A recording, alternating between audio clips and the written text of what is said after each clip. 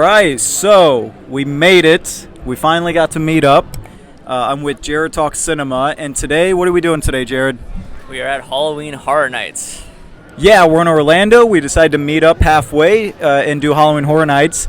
And while we're waiting in line, while we're waiting for Halloween Horror Nights to start, we figured we would answer some questions that got sent in to us and decided to pass the time with that. So, we're going to figure out what the first question is and go ahead and get started. All right, so the first question that came up was from Movie Massacre, and he decided to ask what we think are the best tits in a horror movie. First off, I just want to say, I knew you were going to ask a question like this when Trace asked the question in our chat. In terms of the answer, this is a very hard question because there's so many throughout the history of film, especially in horror. But I'm going to go with the Friday the 13th reboot from 2009. Now, there is a reason I'm picking this movie is because there is a lot of different examples. There's a lot of naked women in that film. And throughout the entire movie, you see it. It's good stuff. Throughout the whole thing, really awesome stuff. So that's definitely my choice for best tits in a horror movie. Or any movie. You son of a bitch. I was going to go with that one. I was literally going to go with that one. You took it from me. All right, so our next question, it is not film related. It is, what is the most nostalgic smell? So Trace, what do you have? So this question came in from SheWIND. She submitted 3 questions, so throughout the night we're going to answer all 3. But as far as smells, I've really been keen to the smell of gasoline. I don't know why. I enjoy that smell. And also, since we're at a theme park, the E.T. ride. When you go in there, it smells like you want to curl up in bed and do nothing else and watch a movie. It smells really good. So it kind of smells like rain. So I'm going to go with the E.T. ride also. For me, I'm going to have to say, like, the smell of the beach. You know, it's like when you go to the beach, you get, like, the feel of the air, the salty air. You get the sand between your toes and all that. You get the air has a very distinct smell, I feel, at a beach that you can't really get anywhere else. I don't know if you feel that same way. Alright, so this next question is from Foxtail Cinematics, and he asks, which body would you rather have between Chris Hemsworth and Chris Evans? For me, this is pretty easy. Obviously, it's got to be Hemsworth. I mean, there's like so many jokes in the MCU about that, about how attractive that man is. Like, as Drax describes him, he's like an angel, had a baby with a pirate. So for me, it's definitely Hemsworth. Alright, so we're in line for Halloween Horror Nights. We're almost in, and Paul Tambs sent in a question asking a favorite movie that we would like to see a reboot to or a sequel. So we actually started hanging out with Jake earlier, and Jake's a big movie guy too. So I'm going to go ahead and ask the question to you before we answer. That's a really hard question, I'm going to be honest, because there's a lot of franchises I feel like need to come back. I'd have to say Friday the 13th. I'm a huge Jason fan. Michael's my favorite, but Jason's like a very close second, and I really think there needs to be a remake. Okay, so we did a couple houses. We had to sneak in real quick with Jake. But to answer the question, I would like to see a reboot for Back to the Future. So I know it's a classic, but my reasoning is take place in modern time, go back to the 80s. You can do a lot of stuff with the 80s. The 80s is hot right now. That's one hell of a bold choice, goddamn. I'm going to go with another 80s classic. I'm going to go with Gremlins. Because Gremlins 3 has supposedly been in the works for a long time. I do like Gremlins 2, but they kind of went like a more of a lighthearted route. I feel that like with today's day and age, like if they continue to use practical effects and they have like a good story that takes it back to the dark tone, maybe even bring back some of the original characters, I think Gremlins 3 could be a really awesome time. So this question was asked by Paul Tambs. He asked, what movie do we feel should be left alone? And for me, in response to what Trace just said about a movie that he wants to see a sequel or reboot to, it's got to be Back to the Future. That is a beloved classic. It ends perfectly, phenomenal characters. Like, there's no way that magic will ever be able to be recreated anyway for any reason. So, for me, it's got to be Back to the Future. All right, so I'm actually the complete opposite. I feel like, respect to Paul for answering the question, but I honestly feel like any movie is up for a remake. I'm okay with Wizard of Oz. I'm okay with Jaws. I'm okay with Back to the Future, Godfather. Do it, because you know what? If the remake sucks, you still got the original. To me, it doesn't taint the original, but I know other people think differently. All right, so we met these 2 people. I almost said guys again, in line, and I asked them the question, what's a movie that you feel like shouldn't have been made? So this is Chris, this is Valerie. What do you guys think? So my answer, he has another one. But my answer, it actually just came out this year.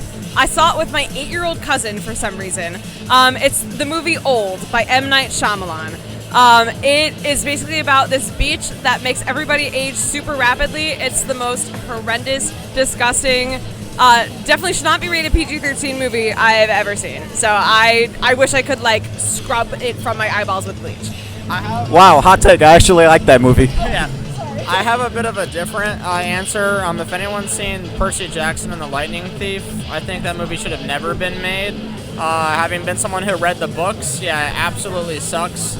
The books, yeah, the books have a lot more better story. Yeah, and the sequel, just both very trash and very terrible. And the books are way better and deserving of a way better movie than was given.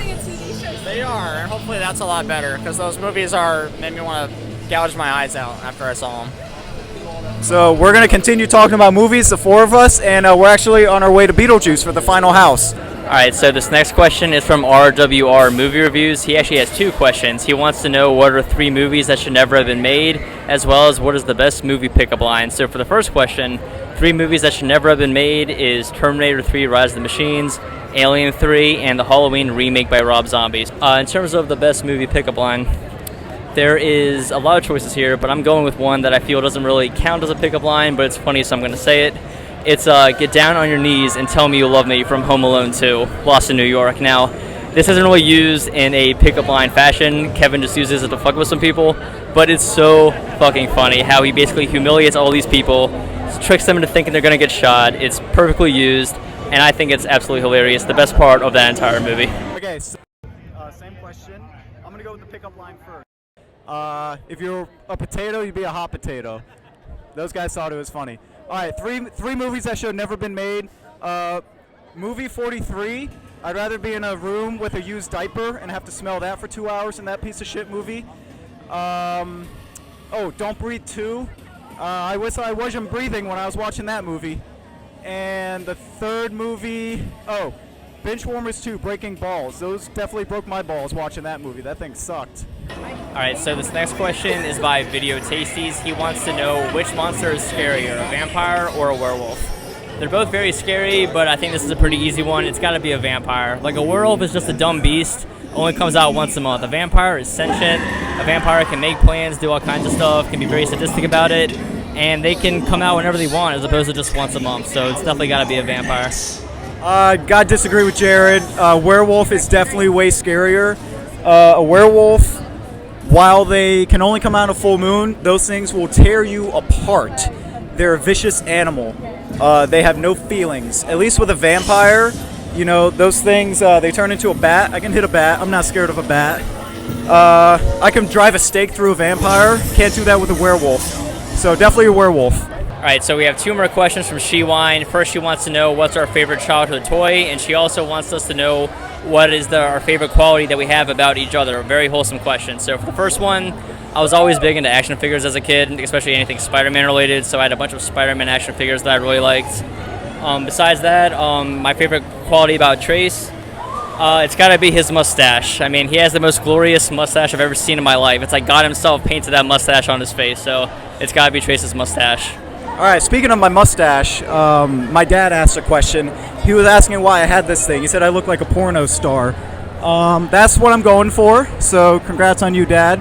But as far as the question, I got to back up here. Favorite childhood toy? I had a little stuffed animal. It was like a little blue dog. Kind of looked like Blue's Clues. Don't ask me where it is now. I have no idea. And my second question, favorite quality? Other than his hair, which is like a lion's mane, it's awesome. He's just a generally nice guy, man. He's one of the nicest guys I've ever met on here, and I love that he loves movies just like me.